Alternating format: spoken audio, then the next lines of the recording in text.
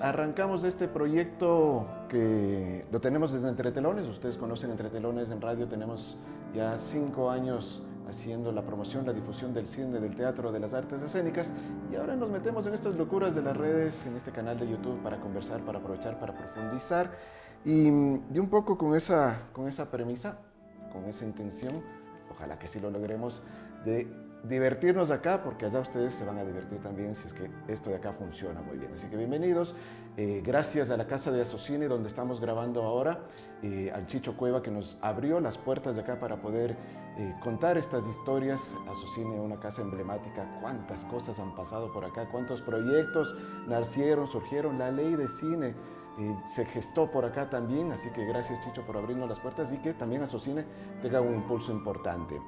Bueno, con eso contarles también que tienen que seguirnos en nuestras redes, Entretelones en radio, estamos en Instagram, en Facebook, en TikTok, somos tiktokeros también, ahí la Carito Estrella es la tiktokera especial, y para que ustedes se enteren de todo lo que está pasando del teatro, de las artes escénicas y del cine acá en Quito y en el Ecuador. Así que bienvenidas nuevamente, y a nuestros auspiciantes Lula Pan Artesano, horneado con amor y con masa madre, al café Alonso Galvez de Zaruma también, a Cambia Palabras, ya le cambié el nombre, Cambia Palabras, también ya les contamos en detalles acá, les dejamos todos los enlaces para que puedan conocerlos con más detalle. Y bueno, ahora vamos a conversar en esta edición, en este programa de hoy. Tenemos un invitadazo especial, lo conocí la semana pasada en la entrevista en la radio y se fue para el Oriente, se fue para el Coca, al Festival Internacional El Antisuyo, y ahora de regreso se vino otra vez al frío de Quito para comentarnos de algunos temas. Quisiera hablar sobre todo del teatro físico, pero bueno, como siempre, primero la bienvenida, Gabriel, un gustazo tenerte por acá. Hola, muchas gracias, un gusto para mí, sí. Chéverísimo. Y nada, yo tengo la descripción de Gabriel Almagro, que es actor, pedagogo, director y formador. Vamos a ver por cuáles de todas esas, todos esos menjurjes nos metemos, pero un poquito que nos cuentes de eso, el interés por el teatro, el interés por estas artes escénicas. Nos contabas antes, mientras armábamos todo acá, un poquito de eso de la típica pregunta: ¿y por qué te interesó el teatro? ¿Cuánto te interesó el teatro? Pero bueno, es un poco también chévere conocerles a las personas, a nuestros invitados y a quienes están haciendo artes escénicas y teatro, cómo se involucraron en este mundo. Yo digo, a veces el teatro nos encuentra o nosotros encontramos el teatro, no lo sé. ¿Cómo fue tu caso? Yo creo que en mi caso fue que el teatro me encontró a mí, porque yo, como te decía antes, nunca tuve como una relación con el teatro en mi juventud o en mi niñez, no iba a clases, no. Iba al teatro a verlo, iba al cine, me interesaba, pero era como una cosa, bueno, está ahí. Y con 18 años, preguntándome qué quiero ser en la vida, qué voy a estudiar, dije, si quiero ser de todo, puedo ser actor. Y a partir de ahí se lo planteé a mis papás, a mi mamá y a mi papá, y fue un poco duro para ellos al principio porque no era algo que estuviera en casa. Claro. Y dijeron, no, porque bueno, estudia primero una carrera de verdad. Paréntesis, mi padre, que fue el que más se opuso a la idea, ahora es mi fan número 1. Qué bueno. Se pasa el día preguntándome, ¿y cuándo haces la siguiente? Y no te lo dejes, porque a veces te entra la duda esta del artista de qué estoy haciendo, no gano plata, estoy aquí todo el día sufriendo, buscando, me lo dejo. Y mi padre, no. Entonces, papá, no pasa nada. Pasó un año, fui a la universidad, estudié biología, no me gustó, salí y con 19 años entré en la Escuela de Arte Dramático de Murcia. Y allí sufrí durante 4 años porque no veía claro que eso fuera lo mío. Había también un profesor que me decía, la asignatura más importante que yo cursaba, que es interpretación en ese momento, es la que más horas tiene, yo la suspendía todos los años. No. Entonces yo pensaba, pues no soy un buen actor. No me debo dedicar a esto, tengo que buscar otra cosa. Y lo que yo aprendí en la escuela es que mi camino no era el teatro de texto, sino el teatro físico. Me gradué en 2009, yo creo que fue. En junio de 2009 había ido a Polonia a ver teatro físico con la Escuela de Arte Dramático. Ahí algo me hizo, uy, ¿qué es esto? Con la que yo considero mi maestra de vida y de teatro, Concha Esteve, que es una maestra que sigue allí dando clases en la Escuela Superior de Arte Dramático. Me llevó y me enseñó, me cogió de la mano y me dijo, yo creo que esto es lo que a ti te va a funcionar. Y a partir de ahí ya sí, ahí ya entró, el teatro me cogió así de las manos. Y del Sí, escenario no te bajas. ya no me soltó. Muy bien. Y justo decía en la descripción de estas, no sé, de estas características, actor, pedagogo, director, esta de formador. Y antes de entrar, ¿cómo es tu proceso de formar a otros, de instruir a otros, que justamente por eso viniste acá a Ecuador en esta ocasión, al festival en el Coca, en el Acti Suyo? Pero, ¿cómo fue tu proceso de formación? ¿Quiénes te formaron? ¿Qué? Ya nos has nombrado Sí. una de las maestras, pero cuando entras y pasa esto, de pronto esas dudas, oye, no sirvo para esto, esto me está llamando la atención, esto lo cuestiono, esto me gusta, esto no me gusta. Es decir, ese proceso siempre fue problemático, fue disputado, fue disfrutable. ¿Cómo funcionó todo ese proceso?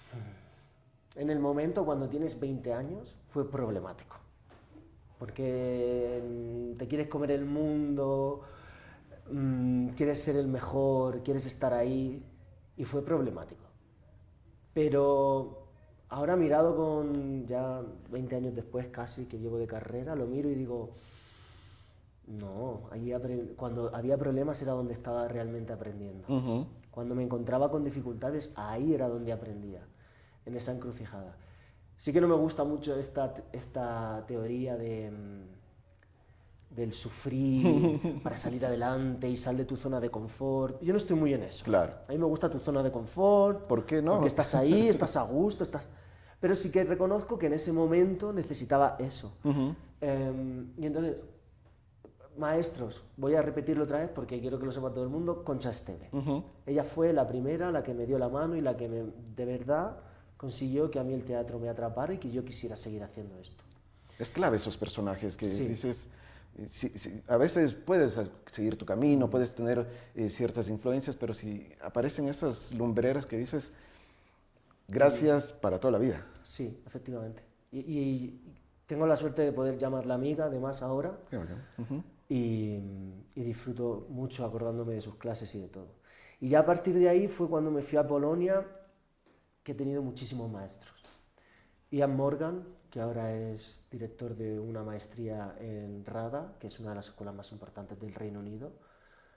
Gabriel Gawin, que también ha estado dirigiendo maestrías en Ross Bruford, también en el Reino Unido. Anu Almagro, que se convirtió en mi mujer también. Ahora estamos separados, divorciados, pero en ese momento también fue la otra persona que me acompañó de manera muy especial dentro del teatro físico, apoyándome sobre todo en sí, sí, eres bueno, créetelo, porque una de las cosas que yo tengo es que no creo en mí mismo, me cuesta mucho, soy muy crítico conmigo mismo, siempre me exijo de más. Y ella era una de las personas que me decía, adelante, adelante, en ese momento. Y, y estas tres personas que he nombrado eran miembros de Song of the Goat Theatre, Ya. Canto de la Cabra, Ujú. que era una compañía de teatro en Polonia, en Wrocław, donde yo viví durante 12 años. Con ellos estudié mi maestría de teatro físico y con ellos trabajé. Y luego también tengo que nombrar, eso sí, a Mate Matejka, que también fue otro de mis maestros y que me ayudó a comprender cómo usar mi cuerpo y con el que también trabajé en Estudio Matejka. Esos, digamos, son como mis maestros que me han ayudado, con los que me he enfrentado, con los que me he enfadado, con los que me han exigido, con los que he pensado que no creían en mí y luego me han demostrado que sí, que para mí han sido los más importantes y los que me han llevado a este momento. Fantástico. Para terminar esta primera fase como introductoria de esta conversación, de esta charla, de esta utopía que les llamo yo de Entre Telones para meternos de lleno en todo lo que es el teatro y las artes escénicas, ¿cuál es tu compromiso ahora, 2025, con el teatro, con las artes escénicas? ¿En qué está, cuál dices, quiero seguir luchando por esto, por esto, por esto, por esto? Es una pregunta difícil. Creo que... A ver, 2025 está siendo un año un poco complejo a nivel mundial, con Trump, Netanyahu, las extremas derechas auspiciándose en todas partes, Milei, toda esta gente, que son gente que no tienen complejos Y creo que mi compromiso con el teatro va en, de alguna manera, sin ser un teatro político, sí en hacer teatro por y para que las personas realmente se planteen cosas en la vida, se cuestionen, se pregunten, que no se queden simplemente con los migrantes nos roban los trabajos, los migrantes violan, sino por qué la gente migra, por ejemplo. Ujú. ¿Qué empuja a una persona a migrar? ¿O qué empuja a las feministas a cuestionar nuestra torre de Babel donde vivimos ahí arriba? De Babel no, nuestra torre, eh, no sé ahora mismo decirlo, ¿no? Pero como que estamos aquí arriba con nuestros derechos adquiridos que tenemos que desmontar. Ujú. ¿Por qué nos piden eso? ¿Desde dónde se pide? Em, creo que el teatro y la cultura en general necesita estar más fuerte que nunca para combatir esos discursos de odio y de extrema derecha que son muy, muy, muy, muy dañinos a la sociedad en Ujú. general. Y ese es mi compromiso con el teatro. Ese y disfrutarlo. Si ustedes disfrutan, como les digo, si disfrutan en escena, los que estamos del otro lado en el público, seguro que lo disfrutamos. También les interpelamos, también les criticamos, pero también sonreímos y les agradecemos y les aplaudimos un montón. Vamos al segundo bloque de esta conversación. Es el cafecito de don Alonso Gálvez. Y ahora vamos a conversar. Y uno de los temas que le traemos para tratar de ir a fondo con Gabriel es el teatro físico. ¿Qué entendemos por el teatro físico? ¿Cómo se come? ¿Cómo se ve? ¿Cómo se siente? ¿Cómo se percibe el teatro físico? Y en esa medida, bueno, por ahí encontré alguna descripción que decía, es un arte que combina la agilidad de un bailarín, la percepción sutil de un actor y el humor gentil de un clown. Ya nos dirás tú cómo lo interpretas, Gabriel, el teatro físico. Empecemos por ahí, por ver si te arriesgas a darnos ahora una definición de qué es el teatro físico. Wow. El teatro físico. Eh, mira, yo lo voy a definir como es aquella, a ver, es aquella forma creativa que genera un impulso desde el cuerpo interno que sale hacia afuera para expresar lo que se necesita. Vamos a dejarlo ahí, Ya, signifique eso lo que signifique. Porque todo necesita de una etiqueta. uh-huh. Y en este caso el teatro físico es una etiqueta. Uh-huh. Y yo hago teatro. Lo defino como teatro físico porque la gente me ve moverme en escena y dice, no estás yendo de un sitio a otro, comiendo y diciendo tu frase, ¿no? Hay como un movimiento. Uh-huh. Pero la realidad es que lo que yo quiero generar, o lo que yo entiendo como teatro físico, es generar desde el movimiento, desde el impulso interno, que genera un impulso interno real, uh-huh. o lo que se llama verdad, que sale hacia afuera. Porque a mí no me funcionaba como actor generarlo sentándome en la mesa y leyendo un texto. Uh-huh. Y de ahí decir, ah, vale, este personaje dice esto porque realmente está diciendo el subtexto de otra manera. Yo de ahí no encontraba de dónde sacar. Pero sin embargo, si lo encuentro, si de repente hay un impulso para... Y me condiciona la voz, me condiciona el cuerpo, me condiciona la emoción, las sensaciones.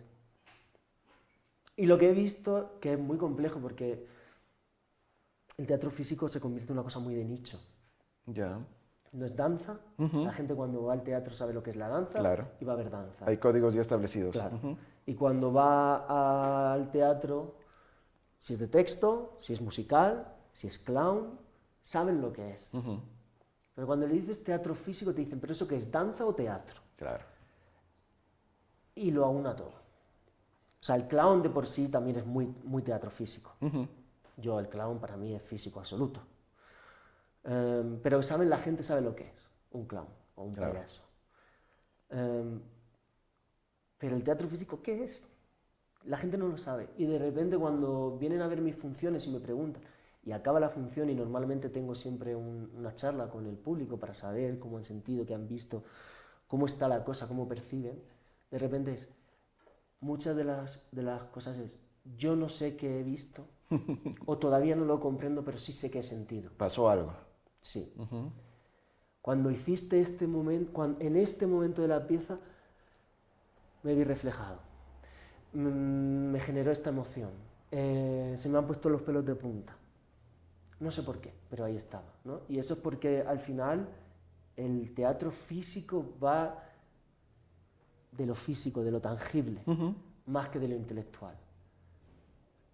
Pero a la vez hace que la gente se pregunte, ¿qué he visto? Yo siempre digo que en el teatro físico que yo hago y que yo he visto, interpela mucho al público y a pedirle al público implicación.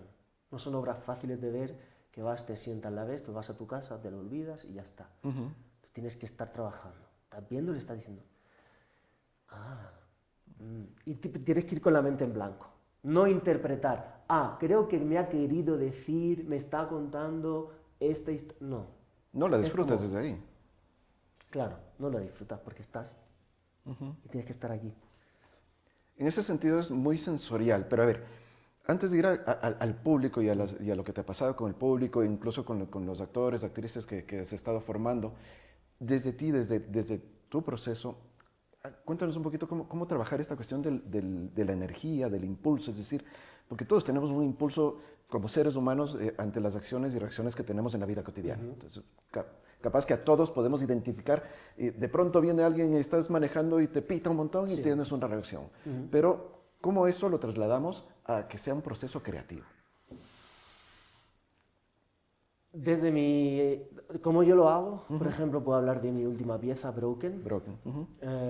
Yo, para crearla, por ejemplo, yo tengo ciertas imágenes a las que tengo que aspirar, de alguna manera. No hay una historia, no hay nada. Pero ese impulso, esa cosa que me estás preguntando, es como entrenamiento, puro y duro. Ya. Yo me meto en el espacio de ensayo, empiezo a moverme, movilizo el cuerpo, movilizo, me muevo. Es un permanente descubrir tu cuerpo, Sí. conocerlo a tu cuerpo. Sí, Ya. es eso. Y tienes que entrenar, y tienes que llegar a la sala de ensayo con un ejercicio planteado, que puede ser, vale,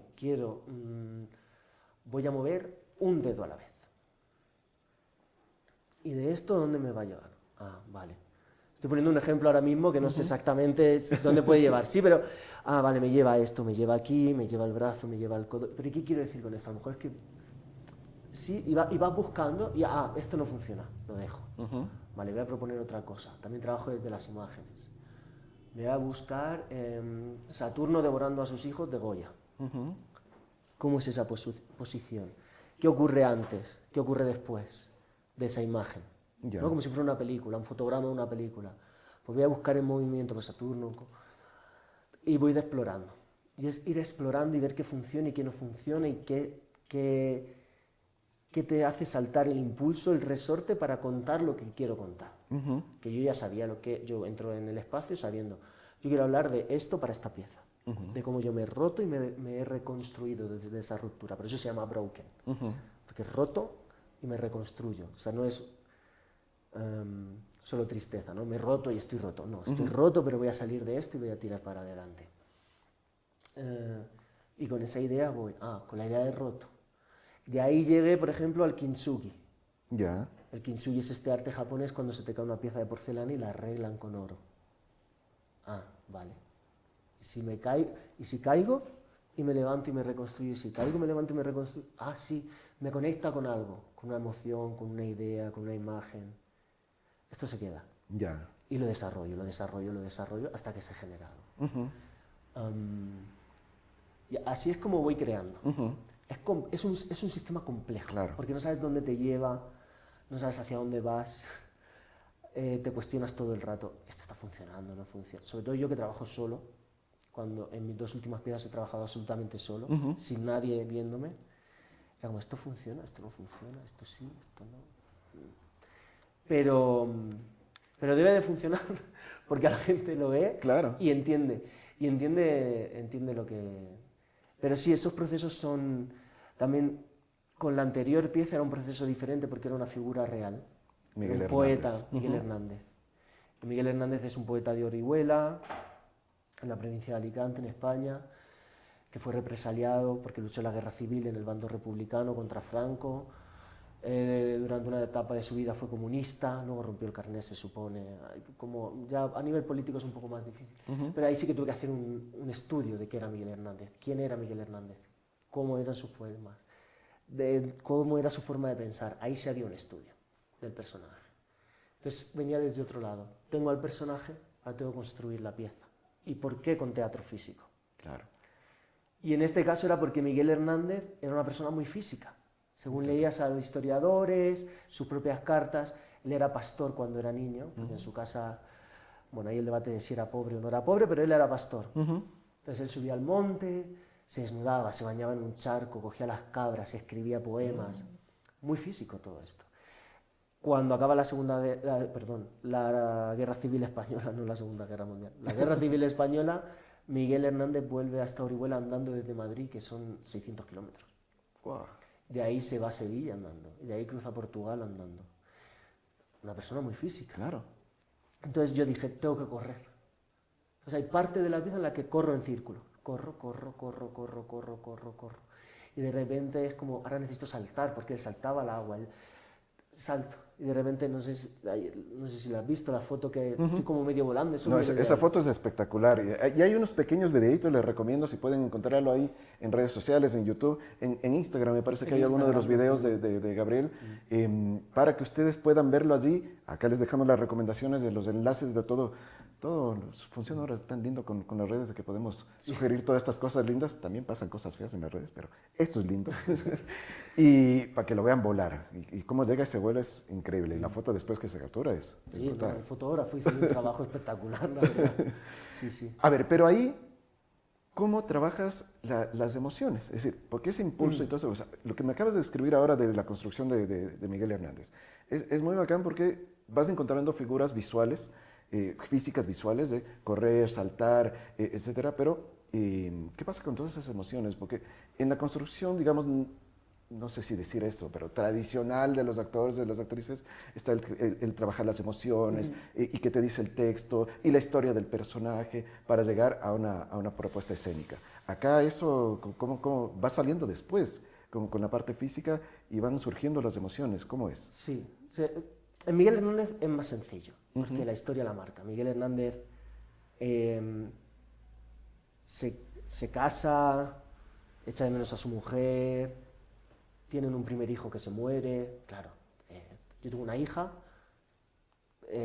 puedo sentir ese sentimiento, ¿no? Puedo empatizar con eso, como que un poquito más fácil para mí.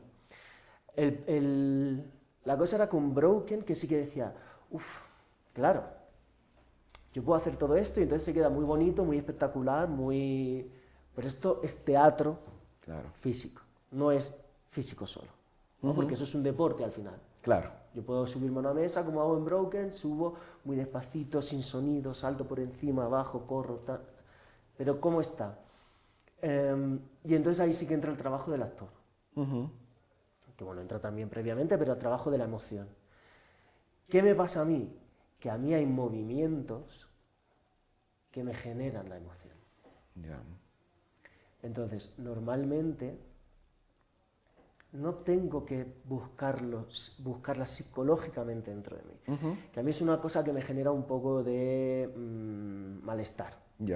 El indagar en mi psique para ver cómo encuentro la emoción, porque creo que no es sano para la cabeza. Claro. Así luego se quedan los actores que dicen, no, me llevo el personaje a casa y estoy 3 días hablando como... Y digo, o sea, a mí no me funciona. Al que le funcione, perfecto. No, yo no lo critico. Por supuesto. No es una crítica. Sí que es que a mí no me funciona.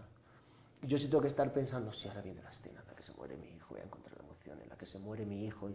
No me funciona. A mí me funciona de... ¿Cómo? O sea, nace del cuerpo. Y ahí es cuando yo puedo reírme, encontrar la emoción, llorar, asustarme, porque me nace de un impulso corporal, porque al final el llanto y no es forzar. Claro, es que es una línea muy fina. Porque no es forzarlo, porque también Claro. podría hacer, vale, físico. Y terminas llorando. Claro. Pero no es eso tampoco, porque entonces es falso. Tiene que ser de verdad, porque si no la gente lo ve y dicen, ah, no me lo creo. No lo llegas a sentir, Sí, no lo llegas no a... me lo creo. No te interpela, no te Y hay, emociona al público. claro, y hay una escena en Miguel Hernández cuando muere el hijo que yo voy, cojo al niño y lo tengo, es una sábana que hago en forma de niño. Y yo siempre lo cuento, me dicen, pero digo, no, yo lloro de verdad. Y hay veces que lo controlo más, y hay veces que lo controlo menos. Porque hay veces que se me ha pasado que digo, bueno, a ver cómo salgo de aquí, estoy llorando, esto tiene que seguir, no me puedo quedar llorando aquí, entonces estoy ahí llorando. Ahora mismo tengo los pelos de punta, ¿no? Porque es un recuerdo físico. Claro. Todos tenemos la sensación de cuando, no lo sé, vi una araña, me asusté, esa sensación, y es corporal. Se lleva en el cuerpo, Sí. está. Entonces es de ahí desde donde yo lo construyo. Como decía, con Broken era más difícil, porque Broken la construyo sin ningún suelo, digamos, emocional, ni de historia, Claro. ni de personaje real, ni nada. Lo construyo un poco en base a mi experiencia vital, pero no soy yo. No está hecho desde un lugar en el que yo diga, no, es que a mí me ha pasado esto, esto y esto. Claro. Son experiencias que yo he visto, pero no soy yo. Entonces ahí sí que tengo que trabajarlo desde el cuerpo. Y cuando digo esto en este momento, ¿qué está pasando? Ah. Y el impulso ese que se genera dentro es el que me lleva a la emoción. Y en Broken sí que me permito, como director, fuera de ser actor, que la emoción no esté estipulada. Ya. Si un día me da por reírme en ese momento me va a dar Sucede. por reírme. Si un día el gesto, el movimiento es triste y me da por llorar, lloraré. Y a veces no me da por nada. Y no pasa nada. Pero es sincero, es auténtico, sí, auténtico Sí. ante el público. Eso es. Aquí para mí lo que prima es que el impulso sea real. Y lo vas a conseguir. Yo le digo a todos mis alumnos, yo te prometo que si consigues que el impulso esté, la emoción va a aparecer. Da igual lo que pase. Y será la emoción correcta o no. A veces también pasa que no es la emoción correcta, ¿qué hago con esto? Bueno, ahí también es verdad que entra la técnica de la actor. Claro.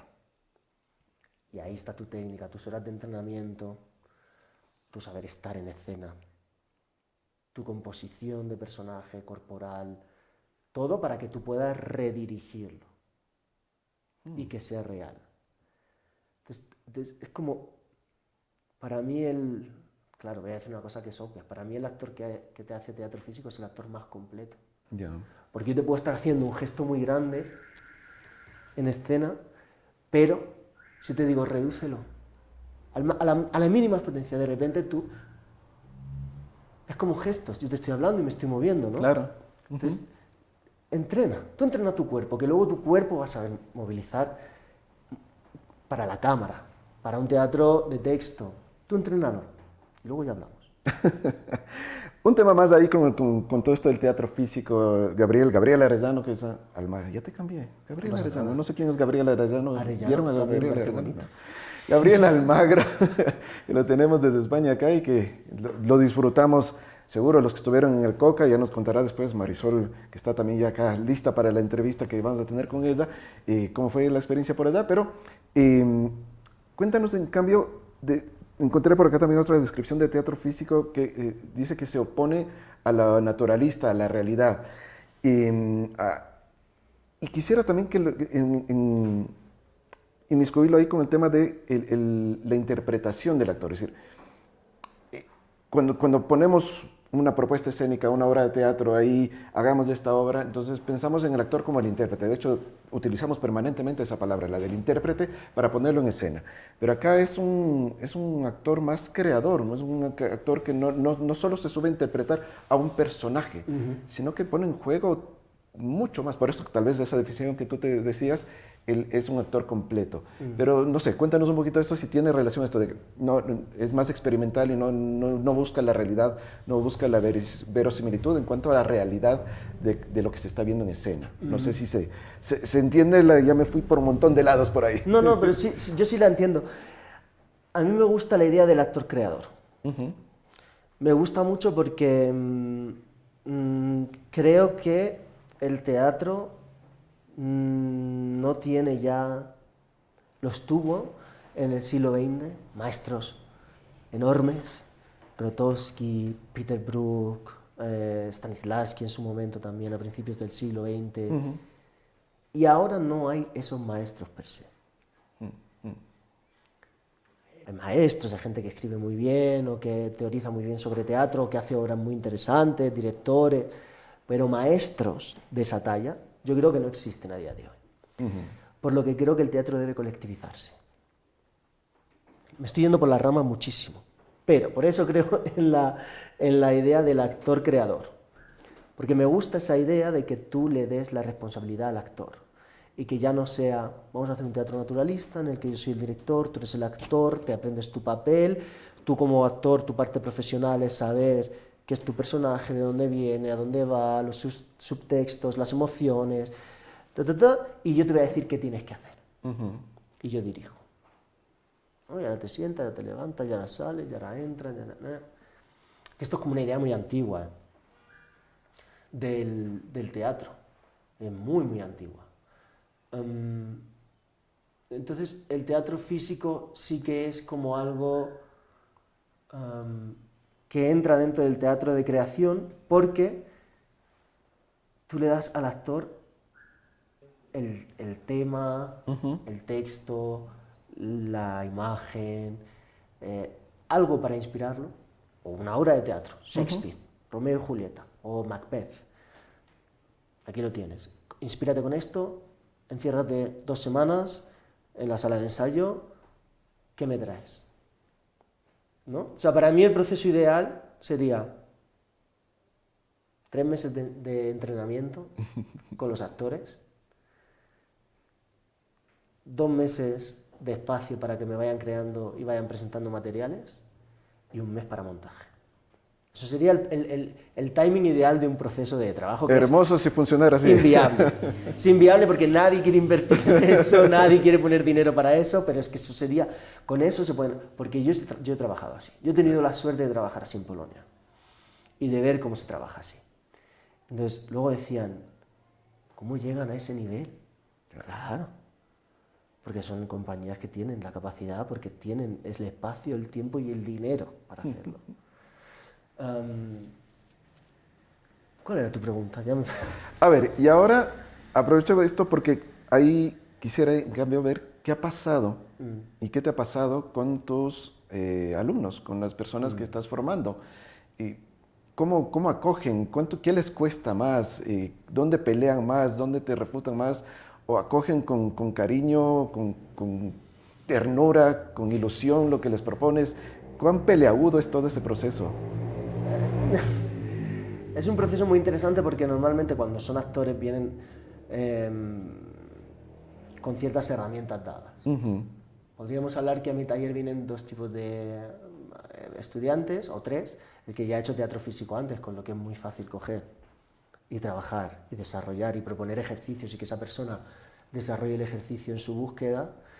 Tenemos el teatro más textual o más normal, digamos, de alguna manera, más no normal, sino el que consideramos teatro común, ¿no?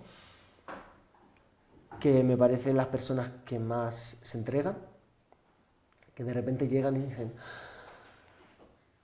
tengo un cuerpo. Y mientras se mueven, de repente yo les digo, ahora el texto que te pedí. Y no saben sacarlo. No, se me ha olvidado, ¿cómo es posible? Si me lo sé desde hace 15 años.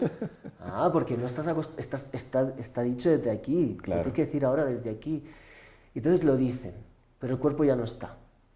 Están disociados. Sí. Entonces, por eso, un poco con la pregunta que me decías antes, que ya me he acordado que era, para mí el teatro físico no confronta el teatro de texto, lo alimenta. Lindo. Lo alimenta. Igual que el teatro de texto alimenta el teatro físico. Claro. Porque también tenemos que saber hablar. O sea, yo tengo que hablar y yo a veces peco, una persona me ha dicho alguna vez viendo mis horas, es que había veces que tenía que hacer así para escucharte. Digo, porque yo me pongo en el cuerpo y se me olvida que también tengo que estar proyectando. Claro. ¿No? Volviendo al alumno. Entonces, el alumno de texto, que viene de texto, de textual o de un teatro, digamos, más normativo, le pasa eso. Pero cuando encuentra el equilibrio entre su cuerpo y el texto, hacen cosas. De repente explotan y son bellos y bellas. Lloran, se dejan llevar. Porque esa es otra cosa que yo les digo. Yo no hago teatroterapia, Claro. pero sí tenéis que dejaros llevar. Que ya estaré yo ahí para controlarlo. Ya estaré yo para decirte, basta, te controlo. No, estamos en este lugar. Y sí que hay mucha gente que consigue llegar a romper. Y conecta con algo que dice, no sé qué ha sido. No te preocupes, ha estado ahí. Está ahí. Y dice, no, ¿y cómo sigo trabajando esto? Entrenamiento. Solo vale el entrenamiento, solo vale el trabajar. Claro. Y si no... Y para cerrar esta parte, ¿qué pasa con el público? Cuéntanos experiencias con el público, cuestiones donde te ha pasado que sientes después que alguien, o incluso en escena, ¿no? A veces, claro, no sé cuán fácil para ti es sí percibir la energía cuando estás ahí arriba en el escenario, porque entonces, en estas dos obras que hemos mencionado de Miguel Hernández y de Broken, estás en el escenario y te diriges también, pero sientes esa energía, pero tal vez después conversando con algunos, y no siempre con los conocidos, sino con gente de pronto se acerca y, Gabriel, te odio y te quiero porque me mataste y me resucitaste con esto, no sé. Sí. Como que puedo hablar de dos experiencias muy diferentes, con Broken y con Miguel Hernández. Porque Miguel Hernández al final en España sí que es una figura muy conocida. Claro. O bastante conocida. Entonces, el que venía a ver la obra conocía algo tenía del ese poeta. antecedente, claro. Y ahí sí que me he encontrado gente que decía, nunca he visto nada. Porque de Miguel Hernández se hacen muchas cosas. Joan Manuel Serrat tiene un disco musicalizando todos los poemas de Miguel Hernández. Se han hecho obras de teatro de Miguel Hernández, hay películas, hay de todo de Miguel Hernández. Pero mucha gente me decía, yo me lo he visto prácticamente todo y nunca he visto nada así. Con la ternura, con la fuerza, con la energía, con todo lo que le has puesto a Miguel Hernández.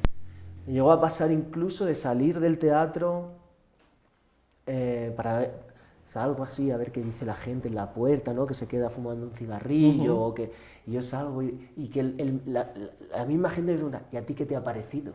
Y yo decir,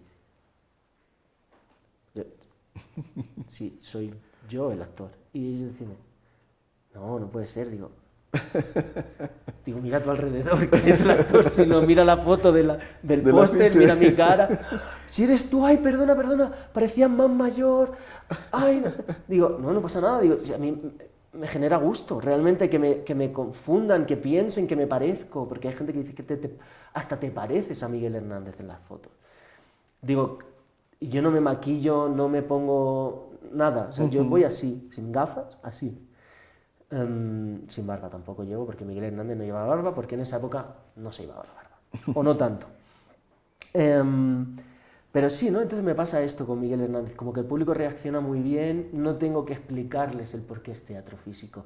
La gente siente que eso le da un poder por encima de la palabra. O no por encima, pero se impulsa la palabra y lo físico. Y sienten que es algo que alimenta eso. Luego voy a volver porque te voy a contar una cosa muy bonita que me ha pasado 2 veces. Genial. Y en Broken sí que me encontré una persona en el público, porque Broken solo la he estrenado el 7 de octubre del año pasado, y ahora el 7 de junio tengo la segunda vez que la voy a hacer. Entonces el primer confrontamiento con el público pasaron cosas muy bonitas. Una, que la primera persona que me preguntó me dijo, ¿pero me puedes explicar la obra? Y yo le dije, no. Te exijo a ti como público que la interpretes tú como tú quieras. Yo te puedo decir desde dónde la he construido, claro, pero no te quiero decir qué es, porque quiero que lo hagas tú en tu casa y que te quedes pensando. No le sentó muy bien. Tampoco le sentó mal, pero sí que fue como, bueno, pues no me lo expliques. ¿no? Y luego Hasta puede interpretar una arrogancia ahí, pero que no la es. No la sino es. que es exigirle al público, claro. Y el mismo público dijo, bueno, es que yo creo que no la debe de explicar, porque para mí esta escena era el vientre de la madre, otra persona, yo he visto retazos de vida de una persona cualquiera, otra persona, yo no sé lo que he visto, pero sé que me ha encantado y me he visto representado a full, y yo no me gusta el teatro, no me gusta el cine español, no me gusta, pero he venido y es como, no sé qué he visto, pero me ha encantado, me ha tocado de verdad, se me han puesto los pelos de punta, ojos llorosos. Ahí es a donde quiero ir. Claro.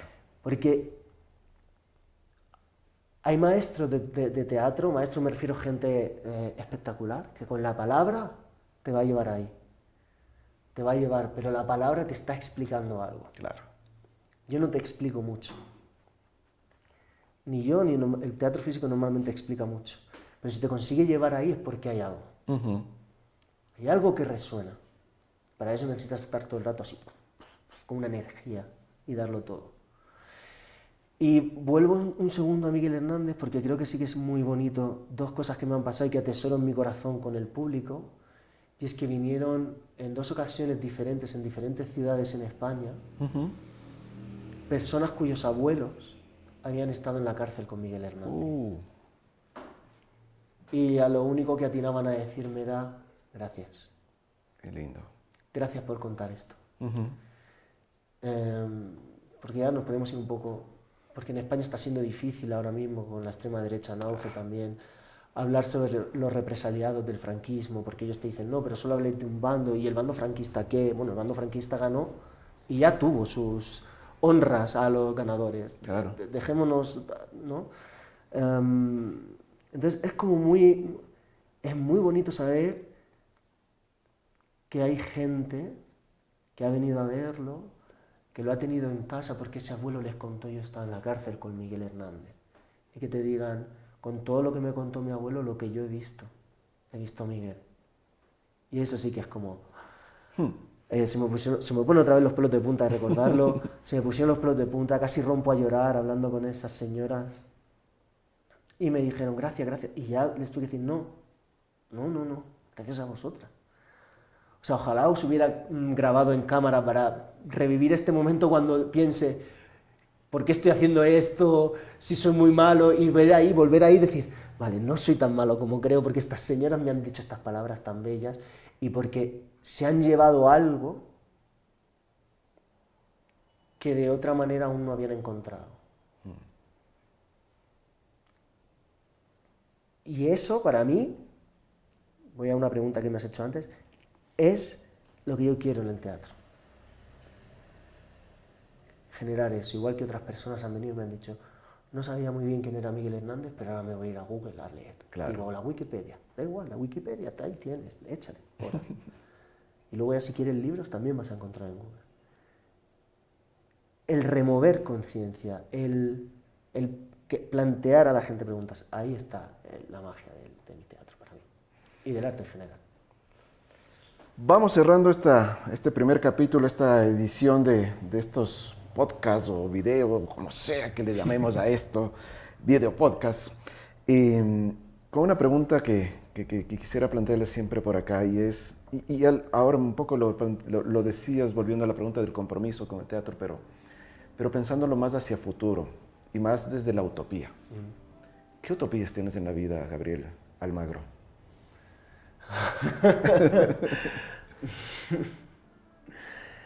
¿Qué utopía me gustaría tener? Tengo un sueño. Voy a hablar desde un sueño. Sí. A raíz de hacer la segunda pieza decidí crear una compañía de teatro que se llama Cia Gabriel Almagro, que también está en redes sociales y todo eso, aunque está todavía como muerto porque es de reciente creación en enero de 2025. Pero me gustaría poder dirigir un gran espectáculo. O sea, realmente me gustaría tener dinero para hacer una producción muy grande, con muchos actores, todos muy bien pagados, de teatro físico, con un año entero para poder crearlo, entrenarlos, entrenarme con ellos y con ellas, y generar algo grande como se hace en Europa. En Europa, claro, yo pienso en España ese espacio no es posible, pero en Bélgica sí es posible, en Polonia fue posible antes de la pandemia. O sea, como que pienso, mi utopía sería poder tener dinero para trabajar con actores. Ahora mismo trabajo yo solo porque no tengo dinero para pagar a gente.